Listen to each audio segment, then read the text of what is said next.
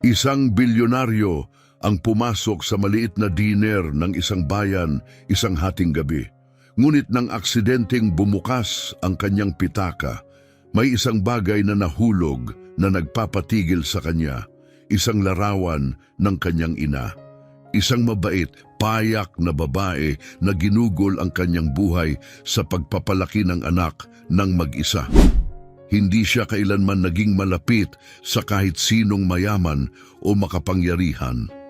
Kaya't bakit may larawan ng kanyang ina ang isang mayamang puting lalaki? Manatili ka sa amin habang tinutuklasan ang katotohanang magpapabago sa mundo ni Melinda at magkomento kung saan ka nanonood.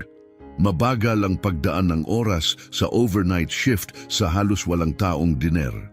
Sa labas, ang kumikindat na neon sign ay umuugong, nagbubuga ng malamlam na liwanag sa mga bintana. Pinupunasan ni Melinda Santos ang counter, pagod na pagod ngunit masaya na malapit nang matapos ang kanyang shift. Tapos tumunog ang kampanilya ng pinto. Tumingala siya, inaasahang isa sa mga regular na customer o kaya'y isang truck driver na huminto para sa kape. Ngunit sa halip, isang lalaki ang pumasok na nakasuot ng mamahaling tailor-made na suit na parang siya ang may-ari ng lugar. Ang kanyang suot ay marahil mas mahal pa kaysa sa bayad ni Melinda sa renta sa loob ng isang taon. Taglay niya ang tahimik na kumpiyansa ng isang taong sanay sa kapangyarihan. Inikot niya ang tingin sa dinner gamit ang malamig na titig bago pumili ng booth sa may bintana.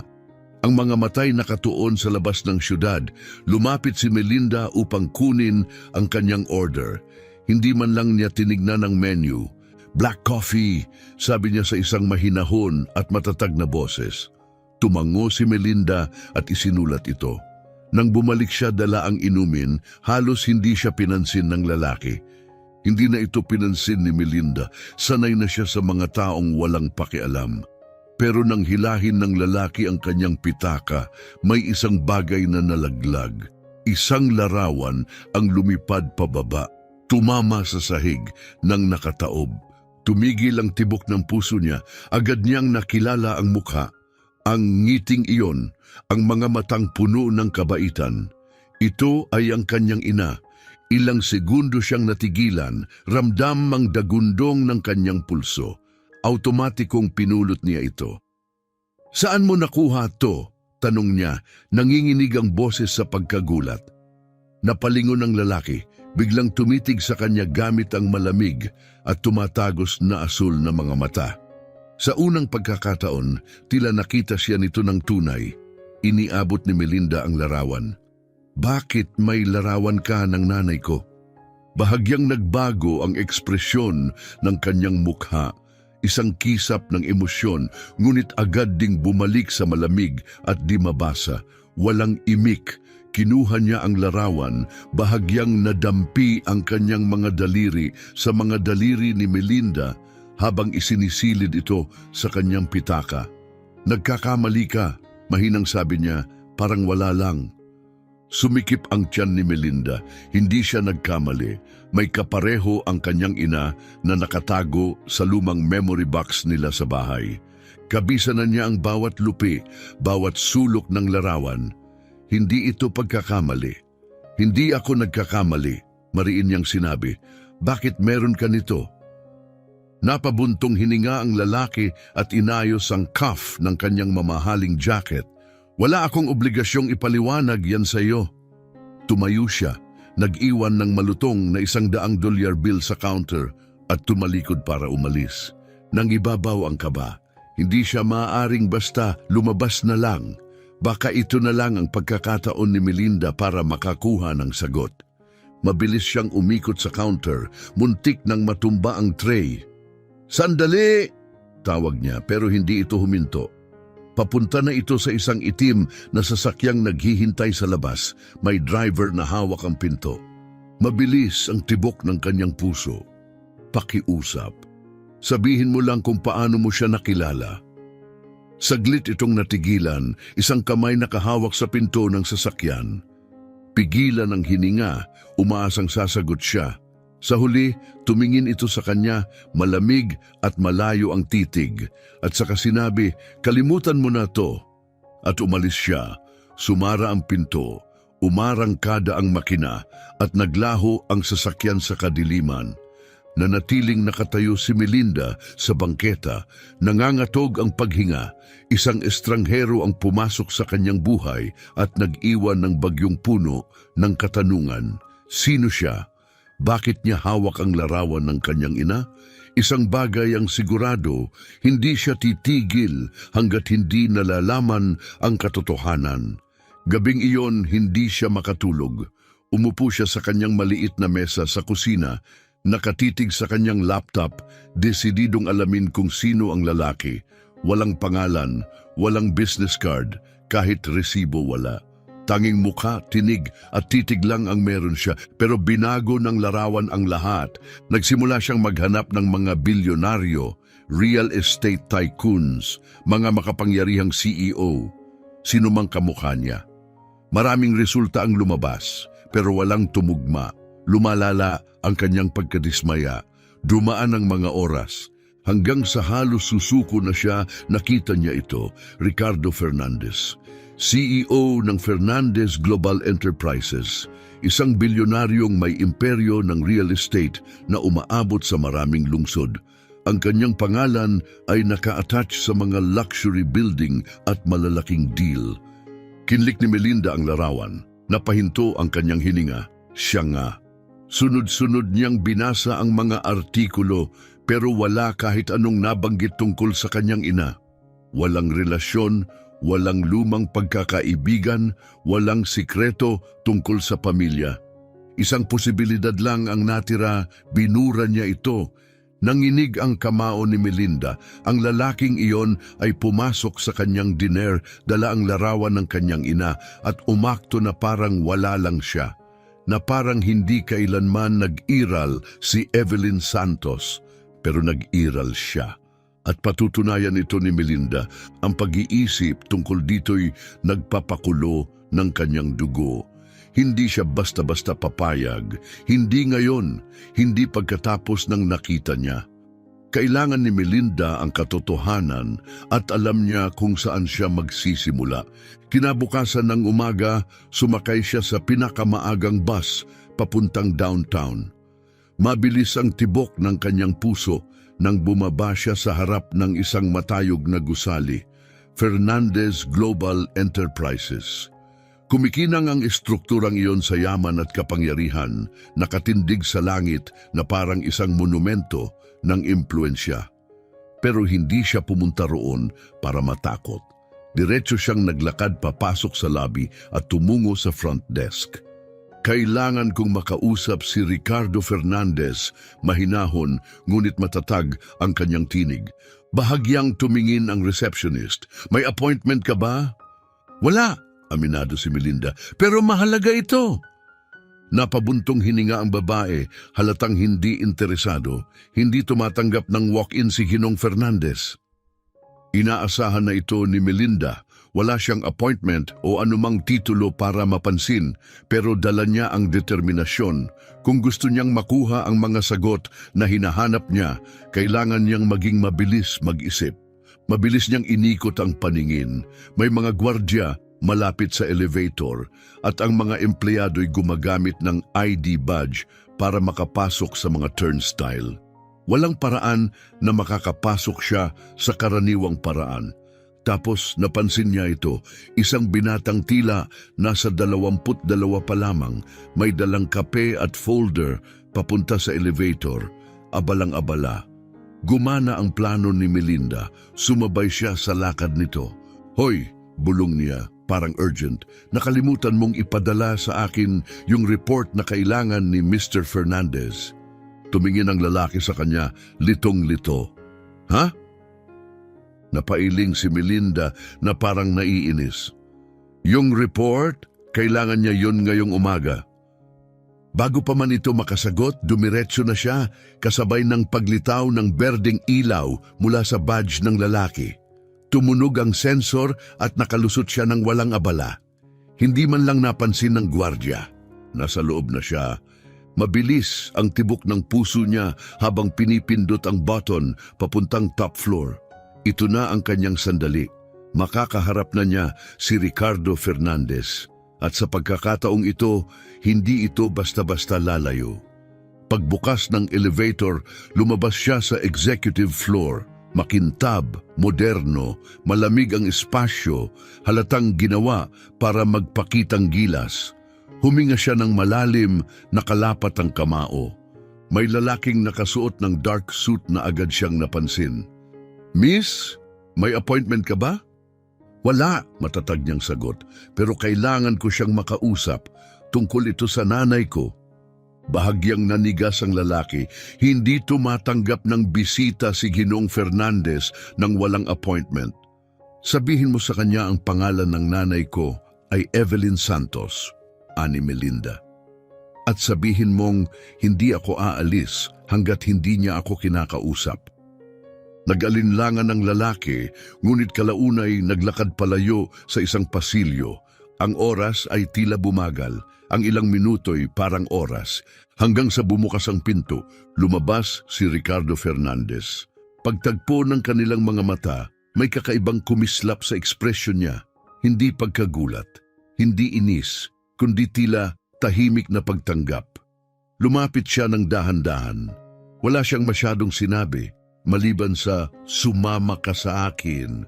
Sumunod si Melinda sa kanyang opisina habang kumakabog ang kanyang dibdib. Sumara ang pinto sa likuran nila. Hinarap niya ito ng buong tapang. "Bakit may larawan ka ng nanay ko?" Hindi ito agad sumagot. Sa halip binuksan ang drawer, kinuha ang kanyang pitaka at inilapag ang larawan sa mesa. Tinitigan ito ni Melinda, kabisado ang bawat detalye. Itinaas niya ang tingin. "Kilala mo siya," mahinang sabi niya. Nagtagpo ang kanilang paningin. Manatiling malamig ang ekspresyon ng lalaki at saka siya nagsalita. "Hindi ko lang siya kilala, minahal ko siya." Parang hampas ng alon ang mga salita. Naghahanap lang siya ng impormasyon, pero ito, hindi niya inaasahan. Umupo si Ricardo sa gilid ng kanyang mesa, dahan-dahang huminga. "Minahal ko siya," ulit niya puno ng pagsisisi, "pero iniwan ko siya." Sumikip ang dibdib ni Melinda. "Bakit?" tanong niya. Nanigas ang panga ng lalaki. "Dahil isa akong duwag. Binalaan ako ng pamilya ko. Kapag pinili ko si Evelyn, mawawala ang lahat. Kumpanya kinabukasan ko." Sumama ang pakiramdam ni Melinda. "Iniwan mo siya dahil sa pera?" Nangitim ang kanyang mga mata. "Akala ko makakabalik ako sa kanya pagkatapos kong ayusin ang kinabukasan ko. Akala ko maaayos ko lahat. Pero nang bumalik ako, wala na siya." Nanginginig ang kamao ni Melinda habang nagdurusa ang kanyang ina, habang nagsasakripisyo't lumalaban mag-isa. Namumuhay naman sa karangyaan ang lalaking ito. "Hindi niya kailanman binanggit ang tungkol sa iyo," mahina niyang bulong. "Kahit minsan." Dumaan ang anino ng sakit sa mga mata ni Ricardo dahil pinoprotektahan kanya sa akin. Mabilis ang paghinga ni Melinda, sinusubukang unawain ang kanyang narinig. Pilit inaayos ang bugso ng emosyon. Tumindig siya ng diretso, tumitig muli sa kanya. "Iniwan mo talaga siya para sa pera?" Tumango si Ricardo, bakas ang hiya sa mukha. "Akala ko tama ang ginagawa ko, pero nang malaman kong mali ako, huli na ang lahat." Bumigat ang katahimikan, ang katotohanang matagal niyang hinahanap. Narito na, lantad sa harapan niya, at mas masakit pa kaysa sa kanyang inasahan. Bumigat ang damdamin ni Melinda, buo ang kanyang emosyon, gusot at mabigat. Kailangan niya ng espasyo, panahon para huminga, mag-isip. Nang hindi nagsasalita, tumalikod siya at tahimik na lumabas ng opisina ni Ricardo Fernandez. Gabing iyon, sa kanyang maliit na apartment, nagsimula siyang maghalungkat sa mga lumang gamit ng kanyang ina. Sa mga alaala at sulat na iyon, umaasa siyang makakahanap ng linaw, mga sagot na hindi kailanman nasabi ng kanyang ina. Habang sinusuyod niya ang mga lumang liham at kupas na larawan, napansin ng kanyang kamay ang isang bagay na nakatago. Isang maliit na pouch na pelus nakatago sa ilalim ng kahong puno ng alaala. Napatigil ang kanyang hininga habang marahang inilalabas ito. Maingat niyang binuksan at sa loob nito ay may isang delikadong kwintas na pilak, may palawit na may nakaukit na 3 simpleng salita: patawad, pag-ibig, simula. Sa likod ng pendant may nakatuping maliit na larawan, kupas ngunit hindi mapagkakamalan. Mukha ito ng isang lalaki, ang kanyang ama. Kasama nito ay isang maikling liham na isinulat ng kanyang ina sa pamilyar nitong sulat kamay. Pagmamay-ari ito ng iyong ama, iningatan ko ito para sa iyo. Darating ang araw, maiintindihan mo rin. Nanginig ang mga kamay ni Melinda, parang kulog ang tama ng katotohanan. Hindi lang basta estranghero si Ricardo Fernandez mula sa nakaraan ng kanyang ina. Ama niya ito. Kinabukasan ng umaga, bumalik siya sa matayog na gusali ng Fernandez Global Enterprises. Mahigpit ang kapit sa pendant. Abala ang lungsod sa paligid, pero tanging katotohanan ang iniisip niya. Si Ricardo Fernandez ang kanyang ama. Ngayon, hindi na siya palihim papasok. Dumiretso siya sa front desk. Ang tinig ay kalmado ngunit matatag. Kailangan kong makausap si Ricardo Fernandez. Agad-agad. Tumingin ang receptionist, halatang hindi pa rin natitinag. Gaya ng sabi ko noon, hindi siya tumatanggap ng bisita na walang appointment. Hindi nag-alinlangan si Melinda, maingat niyang inilapag ang pendant sa mesa. Sabihin mo sa kanya na nandito ang anak niya, na wala ang profesional na maskara ng receptionist. Namutla ito, bahagyang natigilan. Tapos ay abot kamay niyang inabot ang telepono. Ilang segundo lang dumating ang 2 gwardiya, pero bago pa sila makalapit, isang malalim na boses ang umalingaw-ngaw mula sa dulo ng pasilyo. Papasukin niyo siya. Naroon si Ricardo, nakatayo, hindi mabasa ang kanyang mukha. Wala na siyang sinabing iba. Tumalikod siya at naglakad. Sumunod si Melinda, ang puso'y bumibilis ang tibok. Pagpasok nila sa opisina, muling nagsara ang pinto. Tahimik ang paligid, parang sinarhan din ng mundo. Wala siyang sinayang na oras. Inilapag niya ang kuwintas sa mesa, saka tumawid ng mga braso. Ipaliwanag mo to. Tinitigan ni Ricardo ang pendant. Inilapit ang kamay pero hindi ito hinawakan. Sa unang pagkakataon, napunit ang kanyang ekspresyon. Iningatan niya ito, bulong niya tila para sa sarili. Hindi lang niya iningatan, madiing sagot ni Melinda. Inilaan niya ito para sa akin. Hindi niya kailanman sinabi kung sino ang tatay ko. Pero ito, tinuro niya ang kwintas. Ito na ang nagsabi ng lahat. Napabuntong hininga si Ricardo, kinusot ang kanyang sentido. Wala akong alam, mahinang sambit niya. Hindi ko alam na buntis siya. Kung nalaman ko na may anak ako, hindi niya na ituloy. Parang masyadong masakit sabihin. Masakit man na natiling matatag si Melinda. Hindi mo nalaman dahil iniwan mo siya. Hinahanap ko siya. Sabi niya paos ang tinig. Nang maunawaan ko kung ano ang nawala sa akin, wala na siya. Nagpahanap ako sa iba. Walang resulta. Siniguro niyang hindi ko siya matatagpuan. Lunok ni Melinda ang bigat ng nadinig. Ganyan ang nanay niya. Inuuna lagi ang kaligtasan ni Melinda. Pero tanong niya sa sarili, proteksyon ba talaga iyon o pagkait sa karapatang may malaman? Akala niya pinoprotektahan niya ako, mahinang sabi ni Melinda, parang sinusubukan ang katotohanan. Hindi niya inakalang karapat-dapat kang mapabilang sa buhay ko. Napakurap si Ricardo. Baka tama siya. Tahimik ang silid. Sa unang pagkakataon, nakita ni Melinda ang likod ng mamahaling suit at malamig na anyo. Nakita niya ang sakit, pagsisisi at bigat ng mga taon na nawala. Hindi ko na mababago ang nakaraan, bulong ni Ricardo. Pero maaari akong maging narito ngayon. Hinawakan ni Melinda ang pendant, patawad, pag-ibig, simula. Hindi lang pala ito tungkol sa nakaraan, tungkol ito sa pagpili ng kinabukasan. Hindi ko alam kung kaya kitang patawarin, amin niya. Hindi pa siguro. Tumango si Ricardo, tanggap ang sagot. Naiintindihan ko. Huminga ng malalim si Melinda. Magulo ang kanyang isip, halo ng lungkot, galit at pagkalito. Pero isang bagay ang malinaw, hindi siya tatalikod. Hindi pa. Sa unang pagkakataon, handa siyang makinig. Tahimik ang silid, parang may bagong nabuo sa pagitan nila, marupok, hindi sigurado, pero totoo. Sa huli, iniangat ni Melinda ang kwintas, isinuot ito sa kanyang leeg. Hindi lang sikreto ang iniwan ng kanyang ina, iniwan niya ang isang pagpipilian. Marahil hindi lang ito tungkol kay Ricardo, baka ito'y tungkol kay Melinda na siya na ngayon ang may hawak ng sarili niyang kwento. Napatingin si Ricardo sa kwintas at muntik nang mapigil ang paghinga. Hindi niya ako nakalimutan, no? Tahimik si Melinda. Hindi siya tumigil sa pagprotekta sa akin. Tumango si Ricardo, tanggap ang bigat ng katotohanan. Hindi ko hinihingi na patawarin mo ako ngayon, Ania, o bukas. Pero kung darating ang araw na gugustuhin mong makilala ako, hindi bilang Ricardo Fernandez ang negosyante, kundi bilang isang lalaking nagkamali, narito lang ako. Tahimik siyang tinitigan ni Melinda, hinahanap ang kayabangan, kasinungalingan. Pero ang nakita lang niya ay isang lalaking puno ng pagsisisi. Wala siyang nakita ni katiting na kayabangan.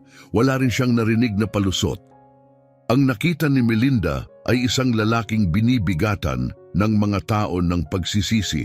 Isang taong ginugulo ng isang desisyong hindi na niya kayang bawiin kailanman. Isang hakbang ang ginawa ni Melinda palayo.